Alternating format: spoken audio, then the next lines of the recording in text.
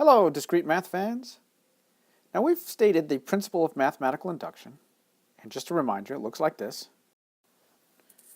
All right, I don't want to go through this again. We've talked about this before.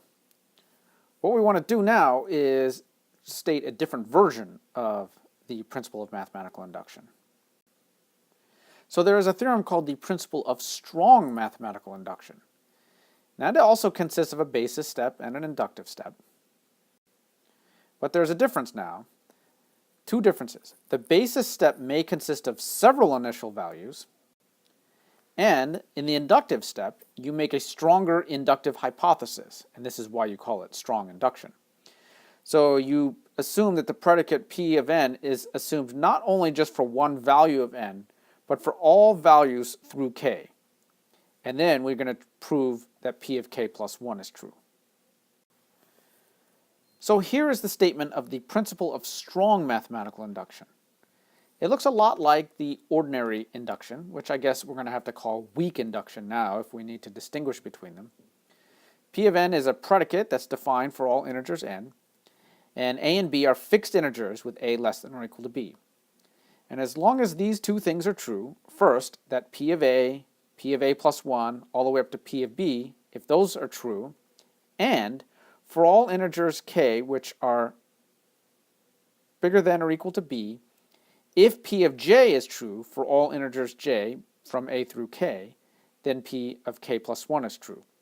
If those two things happen, then we can conclude that P of n is true for all n bigger than or equal to a.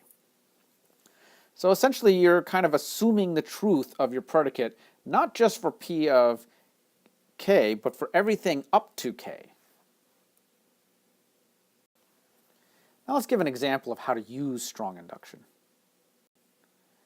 Now, back in a previous chapter, we proved the infinitude of the primes.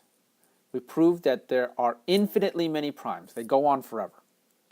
And as part of that proof, we asserted the fact that every integer greater than 1 has a prime factor. Now, we didn't prove this.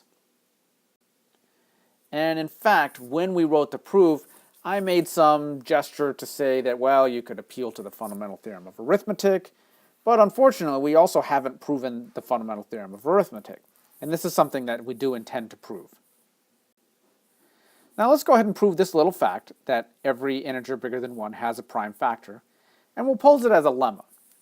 Now really, we should have proven this lemma before we went to prove the fundamental theorem of arithmetic, so we're kind of out of order here. But that's okay, you can now just pretend that this lemma is inserted before the proof of the fundamental theorem of arithmetic. Alright, so the lemma states, very simply, any integer greater than 1 is divisible by a prime number. Alright, so let's write the proof. This proof is going to be by strong induction. So let's let P of n be the predicate that n is divisible by a prime number. Now, as we start this proof, we don't know if this is true. If I give you some particular value of n, it may or may not have a prime factor. Now note that P of 2 is true because 2 is divisible by 2 and 2 is a prime number. Now sometimes with strong induction we have to prove several base steps. We're not going to do that here. We just need one basis step. Alright, now let's assume that k is a natural number with k bigger than or equal to 2, and let's assume that P of j is true for all j between 2 and k. So we're assuming the truth of P of 2, P of 3, P of 4, all the way up to P of k. That is, what we're assuming, and this is our strong inductive hypothesis, we're assuming that any integer j that's between 2 and k, we're assuming that j is divisible by a prime number, that it has a prime factor. Now our goal is to show that k plus 1 is divisible by some prime number. Now there's a couple of cases we're going to walk through.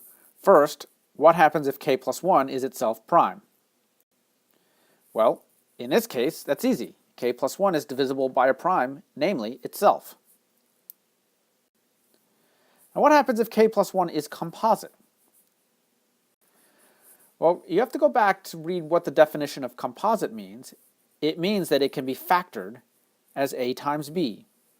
A and b are integers, and a and b are both strictly between 1 and k plus 1. Now in particular, that means that a is between 2 and k inclusive, and our inductive hypothesis then tells us something about a. Specifically, it tells us that a is divisible by the prime number p. Now, since k plus 1 is divisible by a, and a is divisible by p, the transitivity of divisibility tells us that k plus 1 is divisible by p.